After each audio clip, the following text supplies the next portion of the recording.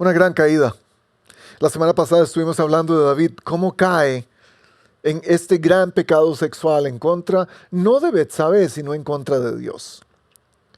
Porque Betsabé fue la mujer que desgraciadamente fue la que recibió el pecado de David. Pero en realidad él no estaba pecando en contra de ella, él estaba pecando en contra de Dios. Hoy vamos a ver cómo esto va a afectar la vida de David, pero también cómo va a afectar el resto de su ministerio, más que nada de su reinado, de su llamado como rey de Israel. Estas caídas son tan difíciles para algunos de nosotros, porque como hablamos la semana pasada, estas caídas nos pueden hacer pensar que el propósito de Dios ya no está en nosotros. Pero no entendemos que el pecado lo que hace es solamente retrasar el propósito de Dios. Si Dios tiene un propósito en tu vida, ese propósito se va a cumplir. A pesar de tu pecado. Eso no nos da licencia para seguir pecando. Al contrario, más bien nos da una oportunidad de pensar cómo puedo evitar pecar para que el propósito de Dios sea cada vez más efectivo en mi vida. Porque también hablamos la semana pasada acerca de estar tan cómodos, sentirnos tan cómodos donde estamos, que no pensamos que haya algo más que hacer. Pensamos más bien que Dios nos debe algo. Y es cuando estamos cómodos, cuando estamos solos, cuando estamos desarmados, que el enemigo ataca más duramente a nuestras vidas. Ahí es donde está David. Ha pecado en contra de Dios. Betsabé es el objeto de ese pecado. Y ahora, él piensa que todo va a estar bien, siendo que Urías, el esposo de Betsabé, ha sido asesinado por parte de su ejército. No directamente de ellos, pero al ponerlo al frente de las filas del enemigo. Y Urías ya no está en el cuadro. Pero sin embargo, queda Betsabé, su esposa, y el pecado que David ha cometido en contra de Dios, usándola a ella. Capítulo 12, segunda de Samuel, si está conmigo. El Señor envió a Natán para que hablara con David. Natán es el profeta de Israel en ese momento, el hombre de Dios, la persona que representa lo que Dios dice. Cuando se presentó ante David, le dijo y le contó una historia. Dos hombres vivían en un pueblo. Uno era rico y el otro era pobre. El rico tenía muchísimas ovejas y vacas. En cambio, el pobre no tenía más que una sola ovejita que él mismo había comprado y criado. La ovejita creció con él y con sus hijos. Comía de su plato, bebía de su vaso y dormía en su regazo. Era la mascota de la familia. Era para ese hombre como su propia hija. Pero sucedió que un viajero llegó de visita a casa del hombre rico, y como éste no quería matar ninguna de sus propias ovejas o vacas para darle de comer al huésped, le quitó al hombre pobre su única ovejita. Tan grande fue el enojo de David contra aquel hombre de la historia, que le respondió a Natán: tan cierto como que el Señor vive, que quien hizo eso merece la muerte. ¿Cómo pudo hacer algo tan ruin? Ahora pagará 4 veces el valor de la oveja. Y esta es la frase que confronta. Esta es la frase que Dios nos dice frecuentemente a usted y a mí. Esta es la frase que hoy nos va a dar más temor. Entonces Natán le dijo a David: tú eres ese hombre. Nosotros comparamos pecados. En nuestro pecadómetro decimos que hay algunos pecados que son más fuertes que otros, más serios que otros, más severos que otros, peores que otros. Nos encanta compararnos con otras personas. Esa persona peca más que yo. Esa persona no peca tanto como yo. Y nos encanta hacer eso. Con esta frase se nos recuerda que siempre vamos a tener que vernos en el espejo.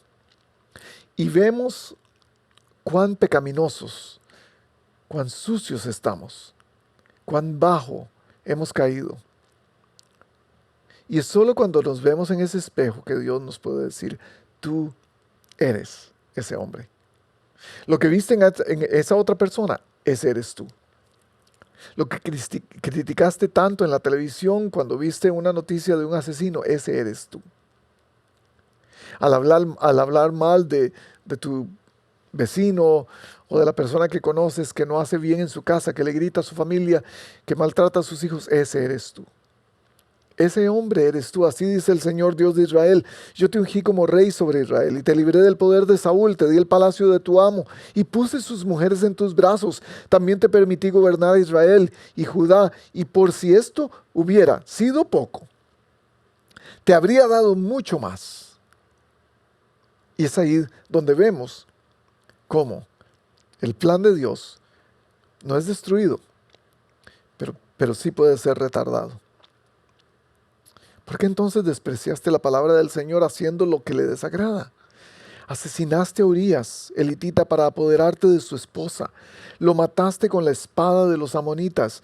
Por eso la espada jamás se apartará de tu familia, pues me despreciaste al tomar la esposa de Urías, elitita, para hacerla tu mujer. Y usted tiene que recordar que a esta altura del campeonato, David ha tomado un montón de mujeres como esposas, concubinas, etcétera.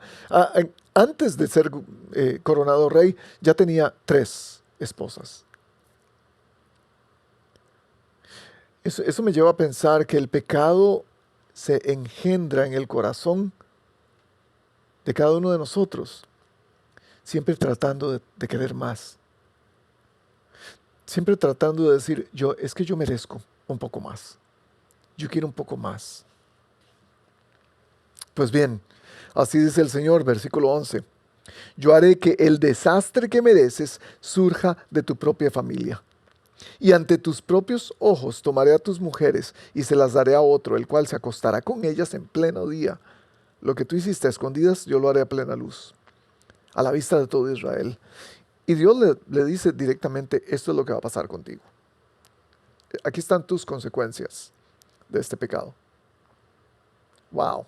Más adelante vamos a ver en 2 de Samuel el cumplimiento de esta terrible consecuencia para David.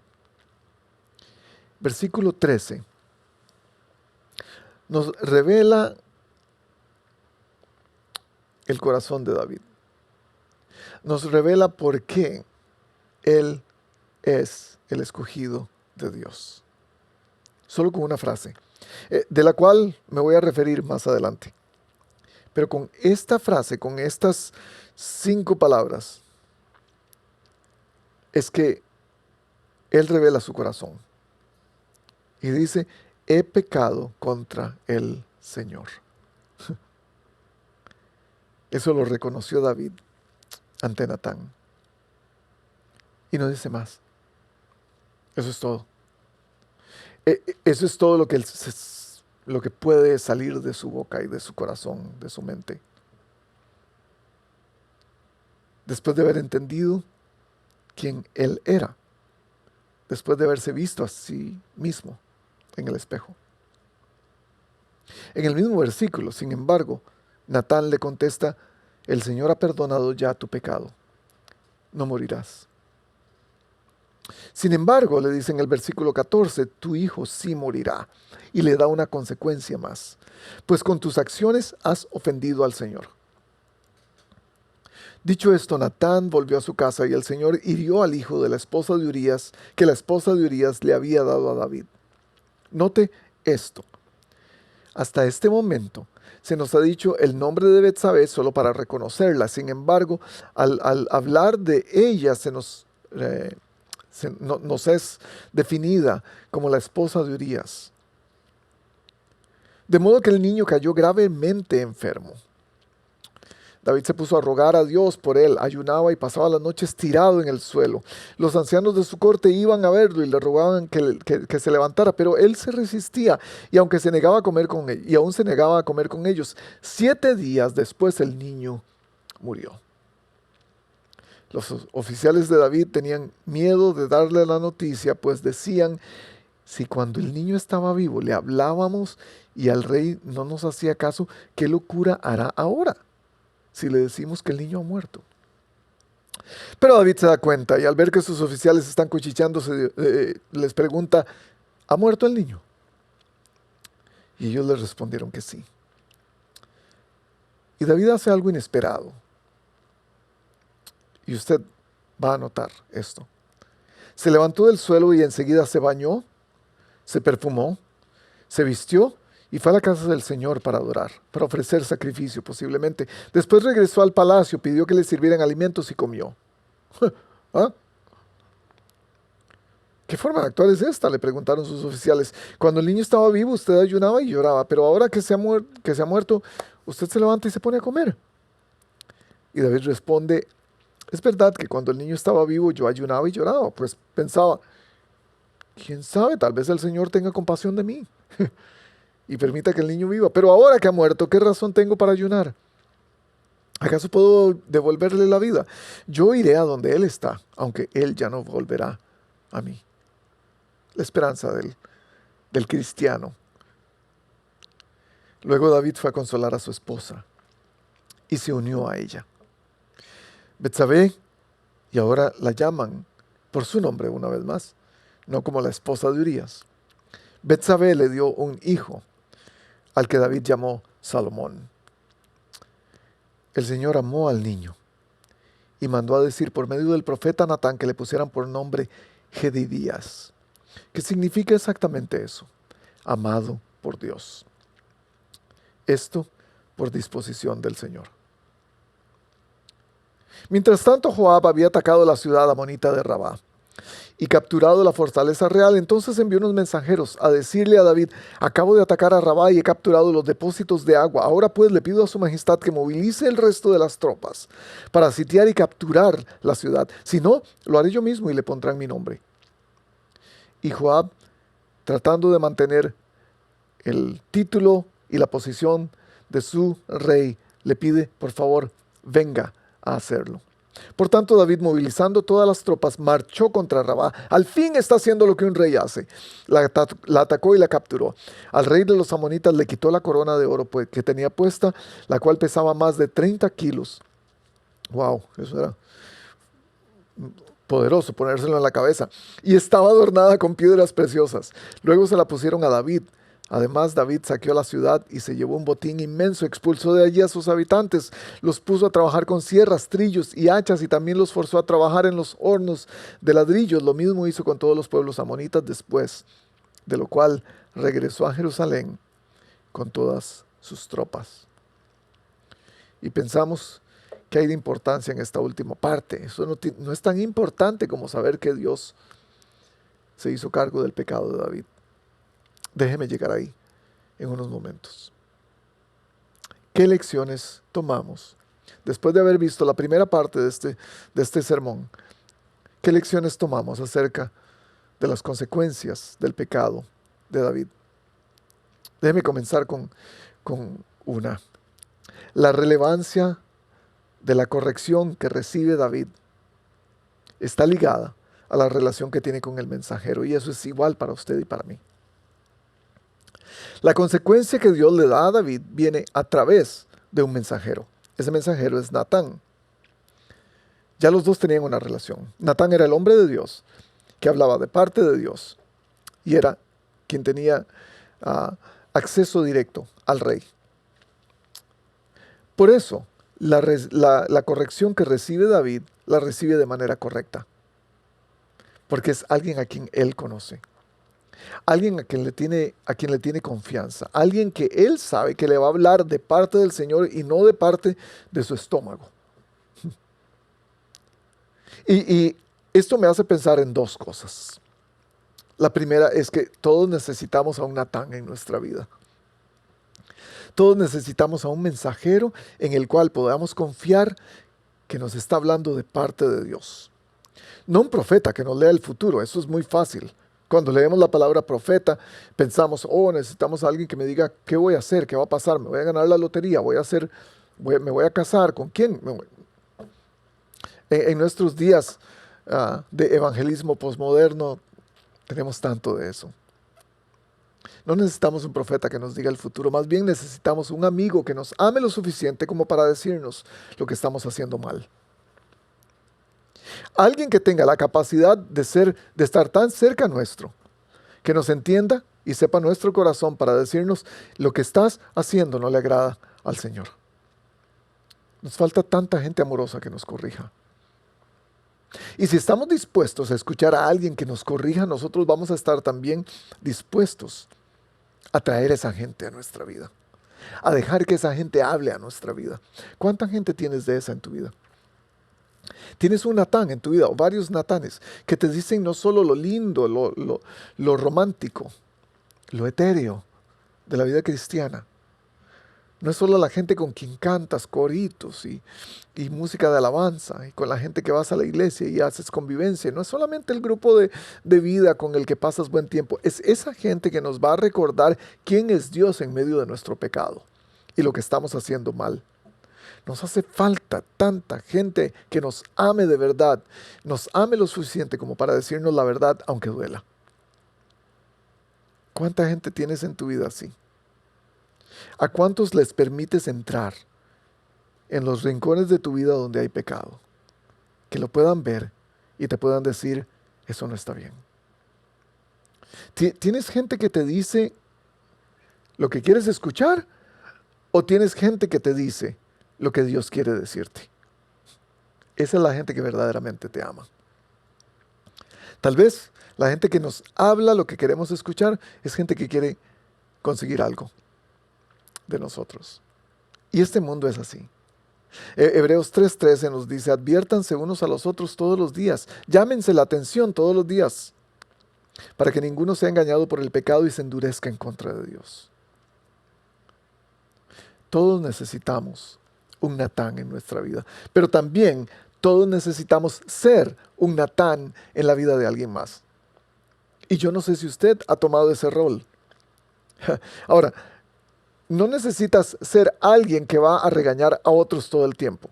No necesitas ser el cascarrabias que siempre anda buscando el pecado del otro para decirle que está haciendo mal.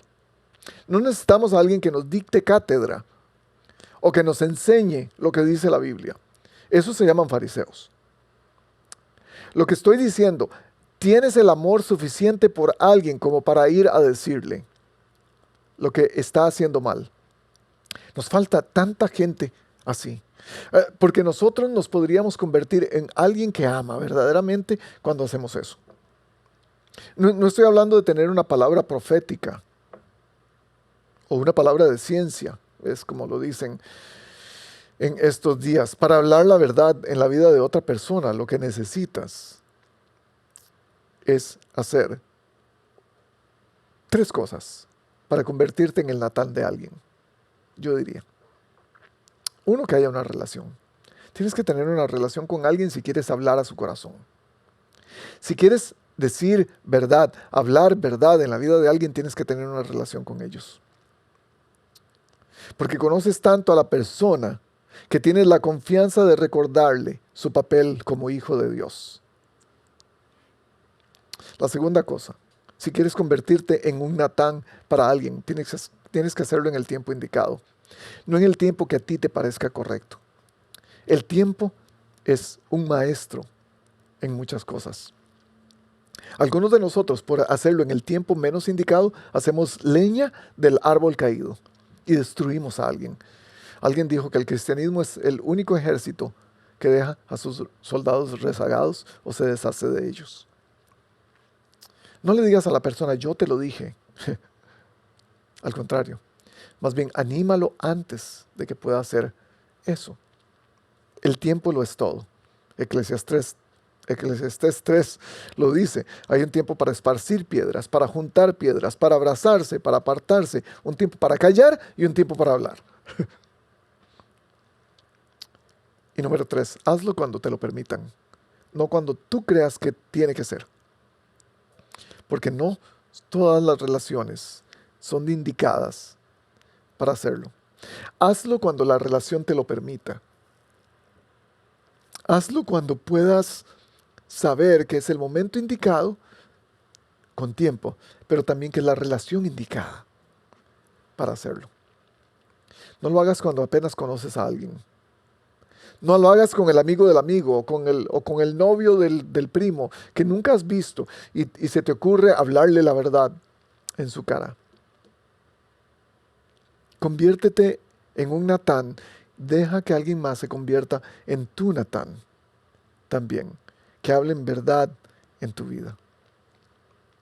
El problema con eso es que cuando viene alguien a decirme mi pecado, a recordarme mi pecado, entonces yo respondo de manera negativa y le digo, pero ¿quién es usted para decirme cómo estoy yo pecando?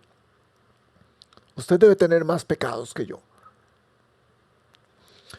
La segunda cosa, es fácil repudiar el pecado de otros y no reconocer el nuestro propio. Fue lo que hizo David con la historia.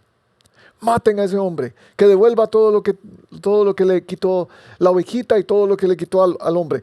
David reconoce la severidad del pecado del hombre de la historia, pero porque se le está presentando como si no fuera él. Y eso somos nosotros. Somos especialistas en criticar el pecado de la otra persona. Nos encanta ver cómo peca el otro porque es diferente a cómo yo peco. Y lo criticamos. ¿Qué es lo que hace David para cubrir ese pecado? Vea qué inteligente que es David.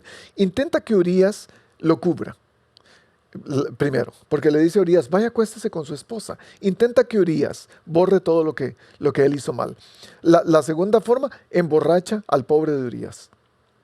Lo deja completamente borracho. Pero Urías es un buen hombre y no lo hace. Y la tercera cosa, entonces, si no puedo hacerlo, si no puedo convencerlo de que se acueste con su esposa, si no puedo convencerlo de que se emborrache y vaya y se acueste con ella, lo mato. Es fácil criticar el pecado de otro, porque el nuestro no se ve como se ve el de David. Es fácil criticar el pecado de David y decir, esto no tiene nombre, pero el nuestro. Decía la semana pasada y al principio que tenemos un pecadómetro, que creemos que el pecado tiene diferentes clasificaciones, pero el pecado es el mismo, pecado es pecado, no hay clasificaciones delante de Dios. Es muy fácil criticar el pecado del otro, porque se ve diferente. Mateo 7:3, ¿por qué te fijas en la astilla que tiene tu hermano en el ojo y no te fijas en la viga que tienes en el tuyo? Y es que nos alarma un pecado como este, es un pecado sexual. Nos alarma mucho. Pero un pecado sexual no es mucho más grande que una mentira que le digamos a nuestros hijos por querer salir del aprieto. Es el mismo. La gravedad del pecado que cometemos es igual delante de Dios. Lo que cambia para nosotros en nuestro pecado son las consecuencias. Por eso, esto es lo que le pasa a David. Número 3, las consecuencias no siempre son castigos. Pensamos en consecuencias como algo negativo. Tenemos esa asociación. Consecuencia, algo negativo. Siempre va a traer mal. La pregunta difícil de este texto es esto. ¿Por qué tuvo que morir el niño y no David? ¿Usted no se ha preguntado eso? ¿Por qué Dios no mata a David? Porque él es el patán que hace el pecado. ¿Y por qué le quita la vida? ¿O por qué el niño tiene que morir, el bebé? ¿Por qué un inocente en lugar del culpable? Y es que el precio de la gracia, mi gente, es muy alto. La gracia no es gratis. A pesar de que se ofrece gratuitamente, la gracia es un don, un regalo que no merecemos. A pesar de que se ofrece gratuitamente, no quiere decir que no cuesta nada. Pregúntele a Dios. Pregúntele a Dios. ¿Por qué tuvo que morir tu hijo por el pecado de otros? Eso es gracia. Y esta consecuencia que Dios le da a David tiene mucho que ver con gracia. no tanto con castigo. David sabía lo que él había hecho. En el versículo 13, yo les dije que iba a volver ahí. En el versículo 13, él dijo, he pecado contra Dios. Él se da cuenta quién es él, lo que hizo y en contra de quién lo hizo. Él no dio excusas. No dijo, lo siento. De paso, padres y madres, muchas veces cuando nuestros hijos hacen algo mal, le decimos, dígale lo siento, dígale perdón a la persona. Y el niño va a decir, perdón. Y se devuelve, muy bien, ya lo hizo. Les estamos enseñando mentira a nuestros hijos, porque lo hacen sin ningún tipo de remordimiento, sin ningún, no es su intención decirlo. David pudo haber dicho eso, lo siento, no sabía. Ese es el clásico de mis hijos, se me olvidó, es que yo no sabía, es que no me había dado cuenta. Cada vez que cometen un error, es nuestro caso. David dice directamente, he pecado en contra del Señor. Y uno pensaría, ok, está aceptando su culpa. ¿Y en contra de quién cometió el pecado? Ahora sí, merece el castigo. Sin embargo, en el mismo versículo, no hay separación. Se le otorga el perdón. La consecuencia es dura, pero el perdón es inmediato. Y Natán le dice, no morirás, has sido perdonado. Y a veces entonces pensamos, ¿para qué son las consecuencias entonces? ¿Para qué Dios nos da consecuencias si no van a ser tan duras? Esta es dura. Y usted sabe de consecuencias duras porque su pecado le ha hecho tener consecuencias difíciles en su vida, ¿no es cierto? Usted sabe cuáles son. Yo sé cuáles son las mías. Y no quiero volverlas a vivir. Y sin embargo a veces las revivo porque sigo cometiendo el mismo pecado. Pero ¿para qué son las consecuencias? Son, número uno, para nuestro bien. Porque nos ayudan a crecer. Nos ayudan a tener carácter. Nos ayudan a conocer a Dios. Nos ayudan a entender disciplina. Pero también son para el bien de otras personas. Porque nos enseñan justicia. Al final David aprende su lección. Sale a la guerra. Sale y hace lo que Dios le había mandado hacer. Hacer rey. Sale y entiende que su comodidad, lo que hizo su comodidad, su soledad y también estar desarmado. Entiende que su pecado tuvo que tener consecuencias. Y ahora Dios le vuelve a dar la victoria cuando sale. Las consecuencias lo hacen dejar su lamento constante porque se lava la cara, se viste, se perfuma y se va a comer. Ya no está constantemente lamentándose. Las consecuencias lo ayudan a renovar su compromiso, el compromiso a su llamado. Yo fui llamado a ser rey, tengo que salir y ser rey con mi ejército. Va y lo hace, las consecuencias lo ayudan a restablecer su relación con Dios. Él sabe que está perdonado y sabe que Dios lo ha aceptado. Eso es lo que hacen las consecuencias en nuestra vida, no solamente darnos castigo. ¿Son duras? Sí. Sí, muchas veces son duras. Y a veces por las consecuencias tan duras pensamos que Dios no nos va a poder perdonar. Y sin embargo, el siguiente punto, nuestro pecado nunca extinguirá el castigo de Dios. Nuestro pecado nunca extinguirá el perdón de Dios. Nuestro pecado nunca extinguirá el perdón de Dios. Este es el cuadro de gracia más grande de Dios hacia David. Quizás se puede resumir en los versículos 22 al 24 o al 25. Cuando el niño estaba vivo, yo ayunaba, yo oraba, yo pensaba, yo lloraba. Tal vez Dios me lo iba a dar de vuelta, pero Dios no me lo dio de vuelta. Ahora entonces, yo sé que yo voy a Él, yo voy a morir. Él ya no va a volver a mí. Ya sé que esto es una realidad. Pero después de esto, después de que David se da cuenta de que su consecuencia ha sido llevada a cabo, que la ha aceptado, que su relación con Dios ha sido restaurada, va con su esposa, la consuela, tienen otro hijo, y Dios lo llama Jedidías, amado por él, amado por Dios. Eso es un cuadro de gracia, gente, después de tan asqueroso pecado que podríamos llamar. Después de su pecado, después de lo que usted ha hecho, la gente no sabe ni tiene idea de lo que yo he hecho. La gente no sabe lo que me pasó cuando yo estaba en secundaria. La gente no sabe lo que yo hice cuando empecé a trabajar. La gente no sabe cuánto yo robé. La gente no sabe cuánto yo he mentido. La gente no sabe cuánto yo he engañado. La gente no sabe cuánta gente yo he matado. La gente no sabe cuánta gente yo odio. Posiblemente el plan de Dios en la vida de David incluía a este primer niño.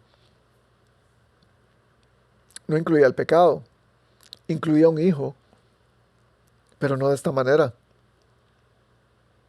El pecado de David retrasó todo. Lo dejó todo atrás. Y puso un obstáculo al llamado que Dios le había hecho para darle las bendiciones que quería darle.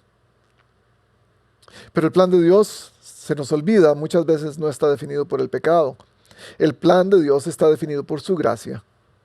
Y eso es lo que vemos aquí.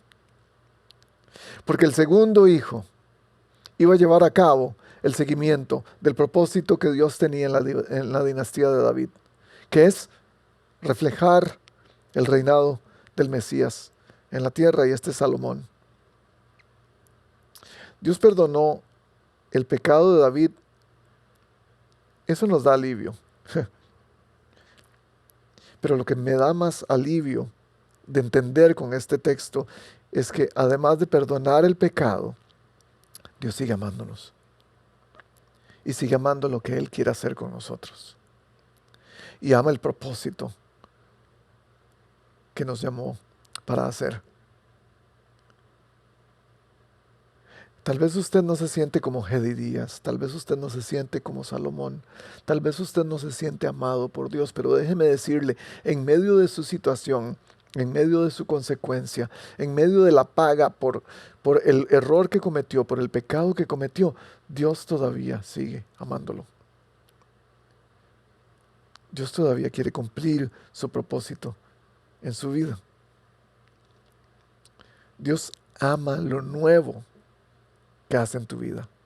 Él ama lo nuevo que viene, lo que están haciendo de nuevo, para tomar una vez más control del propósito de tu vida.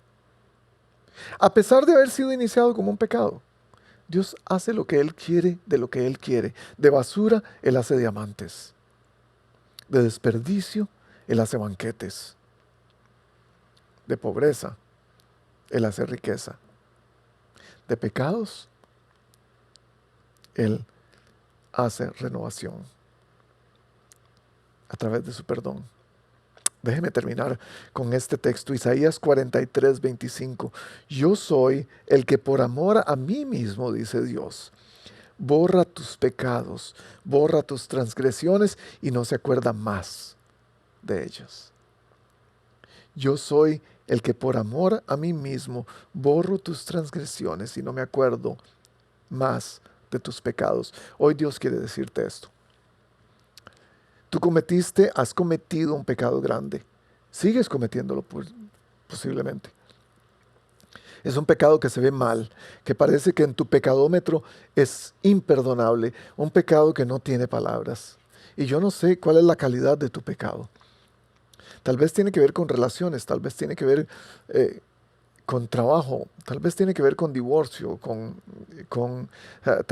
tal vez hiciste un aborto cuando estabas joven, tal vez hablaste mal de alguien, tal vez asesinaste a alguien, tal vez robaste demasiado, tal vez sigues hablando mal a otras personas o tratando mal a las personas, tal vez tienes odio en tu corazón, déjame decirte, Dios te va a dar una consecuencia por eso, pero esa consecuencia va a ser para que tú crezcas, puedas conocerlo mejor y puedas retomar tu llamado para llevar a cabo el propósito de Dios en tu vida.